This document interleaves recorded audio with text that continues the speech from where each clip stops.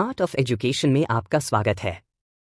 Today in history, Thursday 14 नवंबर 2024।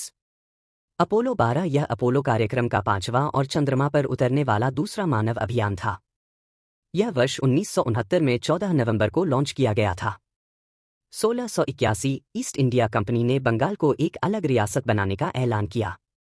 1889 स्वतंत्र भारत के प्रथम प्रधानमंत्री जवाहरलाल नेहरू का जन्म। 1922 ब्रिटिश ब्रॉडकास्टिंग कॉरपोरेशन (BBC) ने ब्रिटेन में रेडियो सेवा की शुरुआत की।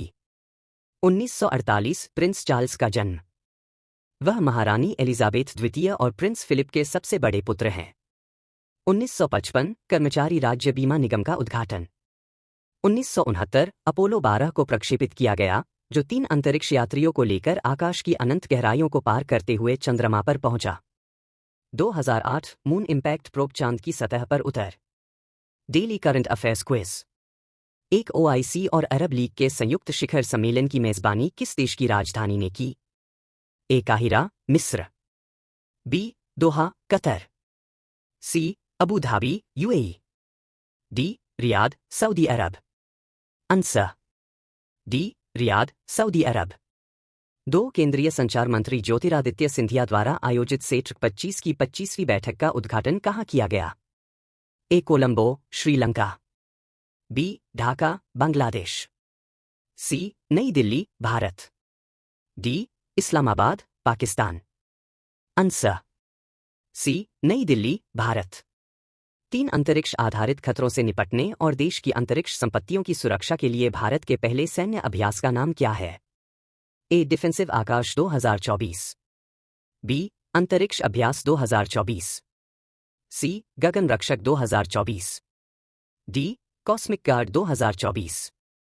आंसर B अंतरिक्ष अभ्यास 2024। 4 MT। पद्मा, जिनका हाल ही में निधन हो गया, एक प्रसिद्ध व्यक्तित्व थी। A राजनीतिज्ञ। B नर्तक। C पत्रकार। D वैज्ञानिक। आंसर A राजनीतिज्ञ।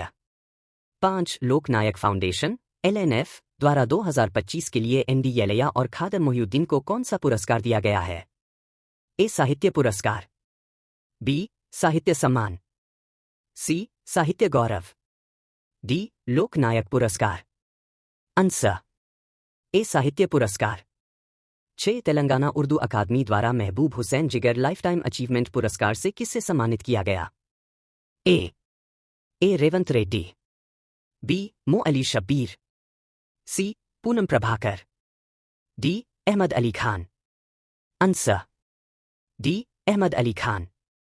7 किस कंपनी ने अक्षय ऊर्जा एकीकरण के लिए नोएडा अंतर्राष्ट्रीय हवाई अड्डे के साथ साझेदारी की है? A Adani power. B भेल। C Tata power. D NTPC। Answer C Tata power. 8वां राष्ट्रीय EMRS सांस्कृतिक एवं साहित्यिक उत्सव और कला उत्सव 2024 कहाँ आयोजित होगा? A Bhopal. B Kolkata. C Bhubaneswar. D Mumbai. Answer C Bhubaneswar. 9 अंतर्राष्ट्रीय हॉकी महासंघ (FIH) के अध्यक्ष के रूप में किसे 4 साल के कार्यकाल के लिए फिर से चुना गया है? A Narinder Batra. B Tayyab Ikram. C Thierry Weil. D Harbinder Singh. Answer B Tayyab Ikram. 10 Madan Mohan सोमतिया कौन थे, जिनका 102 वर्ष की आयु में निधन हो गया? A एक प्रसिद्ध लेखक। B एक प्रसिद्ध राजनीतिज्ञ। C एक खेल व्यक्तित्व। D एक स्वतंत्रता सेनानी। आंसर D एक स्वतंत्रता सेनानी। Map of the day Bharat. Satpura पर्वतमाला। सतपुड़ा पर्वतमाला मध्य भारत में स्थित एक प्रमुख पर्वतमाला है, जो महाराष्ट्र, मध्य प्रदेश और छत्तीसगढ़ राज्यों में फैली हुई है। यह नर्मदा और ताप्ती नदियों के बीच एक प्राकृतिक अवरोध बनाती है, जो उत्तर में विंध्य पर्वतमाला के समानांतर चलती है।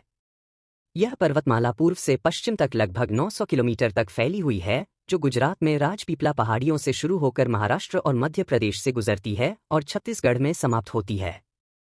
मध्य प्रदेश में पचमढ़ी के पास धूपगढ़ चोटी इस पर्वतमाला की सबसे ऊंची चोटी है, जो समुद्र तल से 1350 मीटर 4,429 फीट ऊपर है। इस पर्वतमाला के दोनों ओर दो प्रमुख नदियां बहती हैं, उत्तर में नर्मदा और दक्षिण में ताप्ती।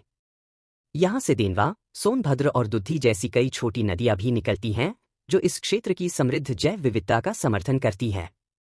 सतपुड़ा पर्वतमाला में कई वन्यजीव अभयारण्य और राष्ट्रीय उद्यान हैं, जैसे सतपुड़ा राष्ट्रीय उद्यान, पचमढ़ी बायोस्फीयर रिजर्व और पेंच राष्ट्रीय उद्यान। इस क्षेत्र में गोंड और भील सहित विभिन्न स्थानीय समुदाय निवास करते हैं। Map of the day world. वहतान बांध। यह जिंगशा नदी पर है, जो यांगत्सी, एशिया की सबसे लंबी नदी, की एक सहायक नदी है।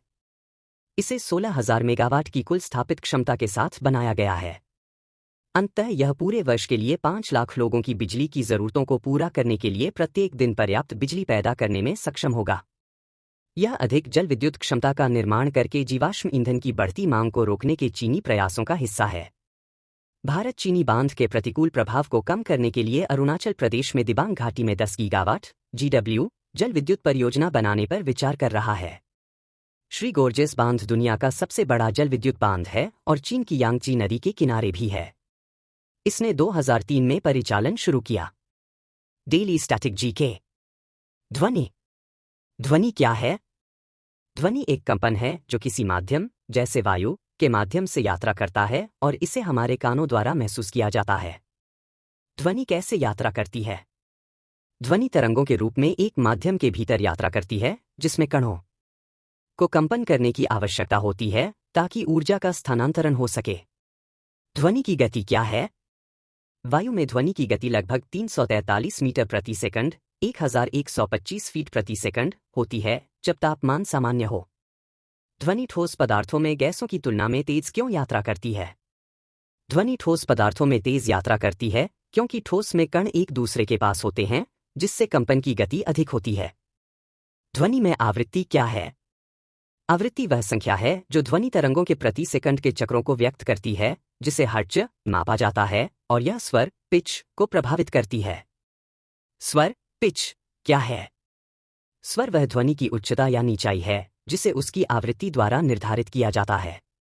वॉल्यूम और लाउडनेस में क्या अंतर है? वॉल्यूम ध्वनि की तीव्रता का भौतिक माप है डेसिबल में, जबकि लाउडनेस ध्वनि की सुनाई देने वाली शक्ति है। डेसिबल, डीबी, क्या होते हैं? डेसिबल ध्वनि की तीव्रता को मापने की इकाई है। 10 डीबी की वृद्धि का मतलब तीव्रता में 10 गुना वृद्धि है। गूंज, एको, क्या होती है? गूंज तब होती है जब ध्वनि किसी सतह से परावर्तित होती है और एक विलंब के बाद श्रोता तक वापस पहुंचती है।